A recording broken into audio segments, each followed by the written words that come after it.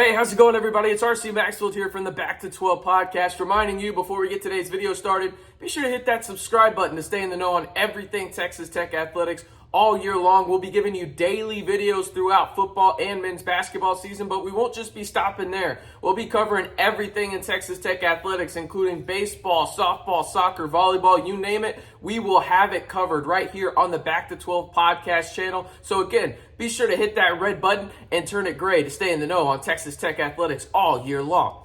All right, so let's jump into the crux of today's video. A lot to get to as men's tennis has verified their fall schedule. We also have soccer having their third home game of the year tomorrow at John Walker Soccer Complex. And Tony Greystone and the women's volleyball team, or just volleyball team, will be heading up to South Bend, Indiana to face off against Notre Dame in Milwaukee. But let's start with football in this one, because Joey McGuire yesterday, after the first practice of naming Tyler Shough QB1, also named a starting center. And that would be Dennis Wilburn. And I don't think this should come as a surprise to anybody, because he's been talked about all camp long in terms of potentially winning that job over Caden Briggs. And he officially has won it. And he's been a star everywhere he's been, from the community college ranks where he was a first teamer at their qualification. Every year he was there. Now he comes in and you hear guys like Tyler Shough and Joey McGuire talk about Dennis Wilburn, and this is really the quote that stands out, and this is from Joey McGuire, where he said, "I actually found out the other day that Dennis has a quote of me in his locker saying that someone else will be the likely starting center for Texas Tech this season."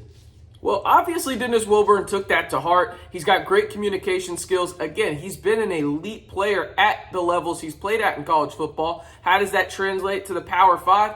I'm not exactly too sure yet, but you have to like that he won this job away from a guy in Caden Briggs who has a lot of talent, and there will be a versatile line in the interior of the line, because we have the starting offensive line, according to Joey McGuire, if the game was to be held yesterday or going into this week. And now, obviously, we're still 10 days away from the start of the season. Maybe this changes with Cole Spencer getting in the mix a little bit, but this is the starting offensive line that Joey McGuire mentioned at his press conference on August 23rd on Tuesday. He started from the right tackle spot, where it's Monroe Mills, the Oklahoma State transfer, has won that job outright and maybe has been, well, not the biggest surprise, but the guy that has stood out the most from everybody I've talked to at Texas Tech fall camp, or in terms of just the offensive line, outside of maybe Jacoby Jackson, who we'll talk about here in a little bit as well. At right guard, Landon Peterson. You got Dennis Wilburn, who I aforementioned there. Weston Wright moves from the right side to the left side and was at left guard. And then, of course, we know at left tackle,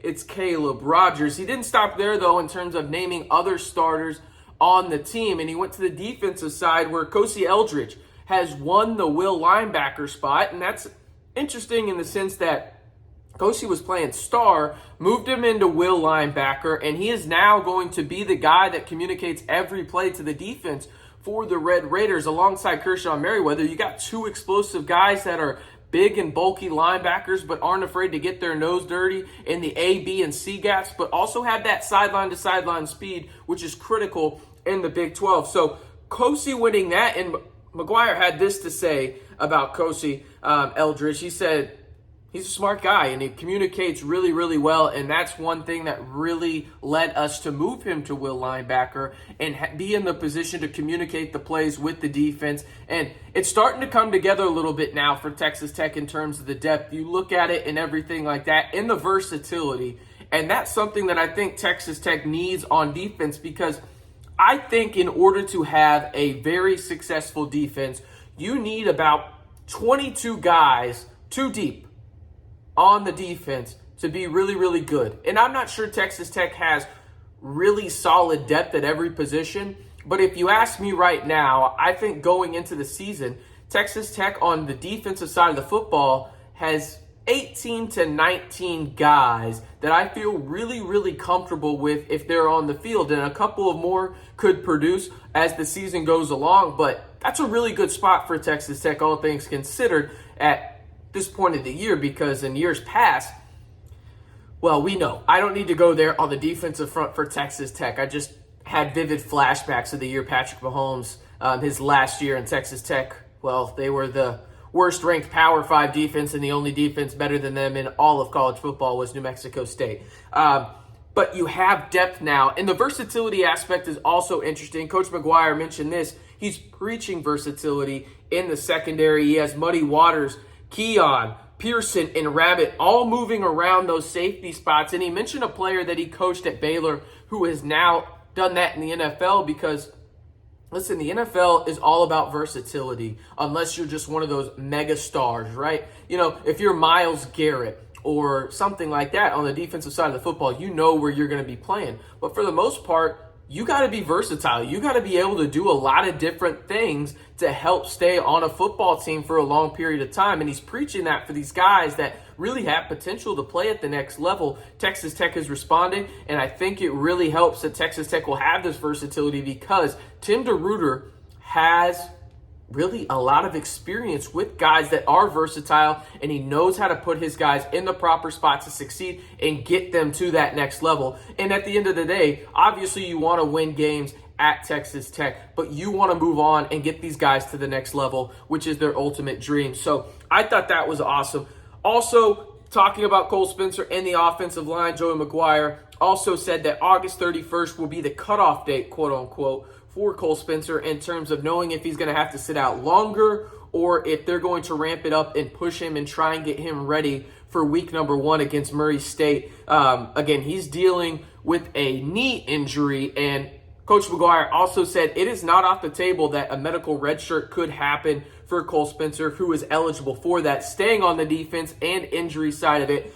SMU transfer walk-on wide receiver Jordan Brown, who I've had people with boots on the ground tell me was one of the best just players in general for Texas Tech. He was making wow plays throughout fall camp. He sustained a high ankle sprain in the second scrimmage and will miss a few weeks. And this just sucks because when you look at what he was doing in fall camp, he had a real chance to have meaningful snaps. And I actually mentioned it on a couple other podcasts I was on throughout last week that I think Jordan Brown probably would have been that slot guy behind Miles Price and maybe would have had an opportunity to take a couple snaps away from Boyd, or maybe Boyd moves to the outside. But speaking of outside wide receivers, Jerand Bradley, this quote from Tyler Shough really caught my ear listening back to media availability, where he said Jerand Bradley has been the guy this whole offseason. And that shouldn't be a shock to people, but with how many young wide receivers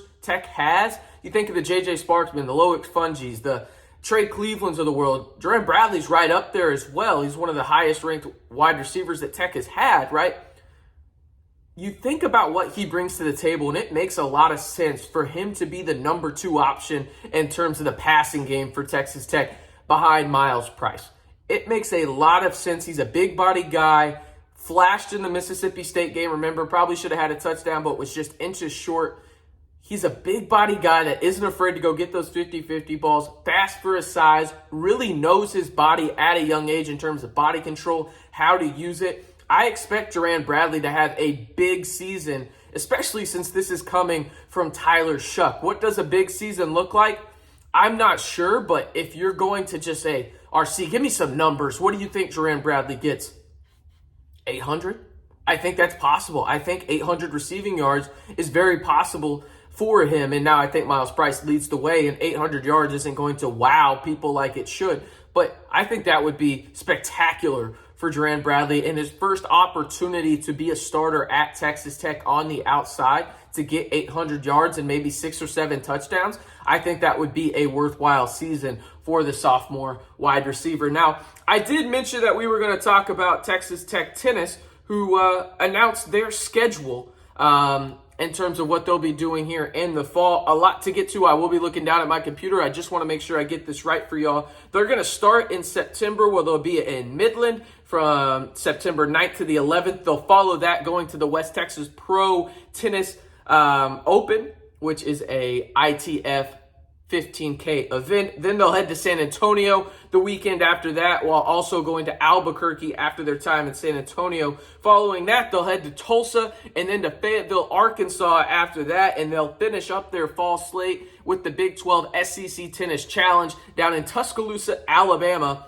where they will face off against a plethora of schools down there. The upcoming schedule for Texas Tech tomorrow: soccer has their third home game of the year. They will face off against the Lobos of New Mexico over at John Walker Soccer Complex. Volleyball will start their season on Friday. They will face off against the Notre Dame Fighting Irish up in South Bend, Indiana on Friday. And then on Saturday, they will end that Notre Dame tournament with a matchup against Milwaukee. But that'll do it again. Dennis Wilburn wins the starting center job for Texas Tech football, and Jerand Bradley is the guy to watch on the outside. If you're getting praise from QB1, that's probably a great side headed into your sophomore campaign for the big-bodied 6'5" wide receiver on the outside for Texas Tech. Again, I'm RC Maxfield reminding you, if you haven't already, be sure to subscribe. Turn that red button gray to stay in the know on Texas Tech athletics all year long. And hey, Lyle and I will be back tomorrow. Yes, be sure to get here tomorrow, as on the feed we will have